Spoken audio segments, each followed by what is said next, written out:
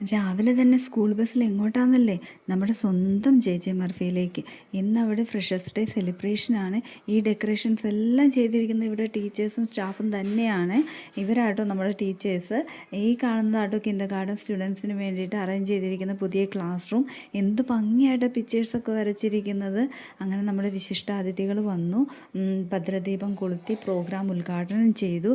ഈ കൂട്ടത്തിൽ കൂടെ തന്നെ നമ്മുടെ കുട്ടികളുടെ ചിൽഡ്രൻസ് പാർക്കും ഉദ്ഘാടനം ചെയ്തായിരുന്നു.